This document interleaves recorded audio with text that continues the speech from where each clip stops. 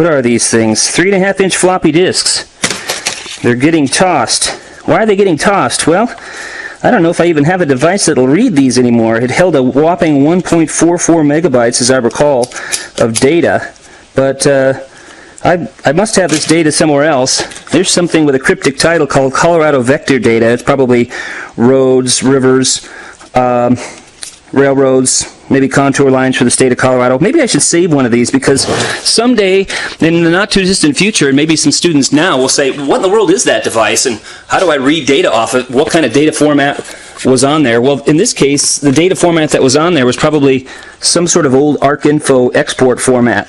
It kind of lends a good bunch of points for talking about, okay, what's different, what stayed the same in terms of GIS and computer technology? Well, certainly we've come a long ways, haven't we, in terms of storage, in terms of accessing volumes and varieties of different spatial data and storing that data.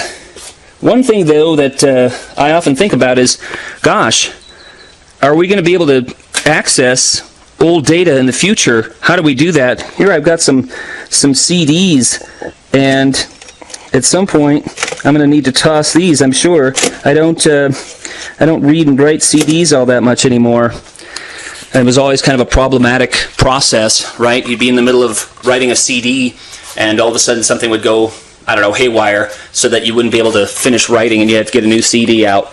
But even more so with these, you used to have to, if you had a big like satellite image or something like that, you'd have to span multiple floppy disks, and sometimes, quite often actually, the last floppy would fail, and you'd have to redo the whole spanning disks process. But you couldn't store a satellite image on one disk, so you'd have to use several disks.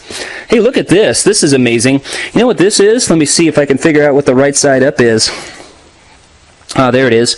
I've got some data on here, 89.410, 89.654. Probably some sort of data range in a map I was making. So I actually had to type this on a sort of like a typewriter machine, but this card was in there, and while I was typing, these things would be punched out. And then I would have to submit this card and dozens or hundreds more like it to a computer operator that was sort of behind a glass wall that was kind of like going to a bank teller. You slip it underneath this like plexiglass, and it would be stored there with other programmers' card decks, and then that would eventually be run into a computer, and you might get your result in an hour, you might get it the next day. There was no instantaneous gratification on your final output. What was your final output? Well, in my case, it was always a map, some sort of choropleth map that was made with some sort of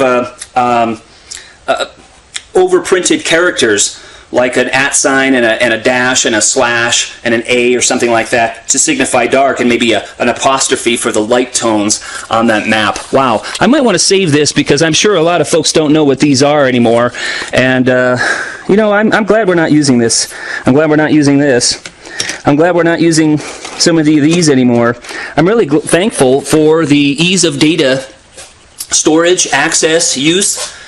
It also brings up some interesting points about, gosh, are we going to be able to access that data that's stored on these old media in the future? So we might want to think about that as a society. Also, some of the issues are still the same despite the changes in technology. Data quality, where are you going to get your data? How do you format and present your data in map form or tabular form or graph form or report form, so that your readers, your users will understand what you're portraying in that map? So there are some issues that are still the same. Scale. Let me show you this. This is a bunch of USGS topographic maps, and all of these lines on here, points, lines and polygons, roads, contour lines, rivers, and so on, those were all scribed by hand, if you can believe that. One map might take a couple of years to make, from the original aerial photography to the final printing of the cultural names and so on the map. That might take a several-year period. I know some old USGS topographers and cartographers that would be in the office working on just a contour plate for 1 to 24,000 scale map for about 6 weeks. These folks were very, very diligent, very tenacious, very high quality minded, and that was all done by hand, etching onto pieces of film. When I arrived at the USGS way back when, 1989. It was just in the transitioning in a lot of the production from the old analog film, which in turn had been a revolution in its time in the 50s from the old copper plates back in the 20s and 30s and earlier. But they were just transitioning a lot of the production to digital means. But these maps right here, like this one made in 1965 and then revised in 1994, that was all done by hand. Amazing. So I might keep a few of those around. I might keep a few of these. I'll definitely keep this one. I think I've got a few more. I might keep a couple of these around. And I've got some of these left, but at some point I'm going to save one of them so I can sort of put it in a media archive. All right, well, thanks for journeying down the Carto-Geo memory lane with me for a moment. But think about the issues that we've talked about here: storage, data formats, quality, access, your final production, and it's all firmly etched in the history of cartographic and geographic and GIS processes. So, great things to think about and talk about. All right, take care.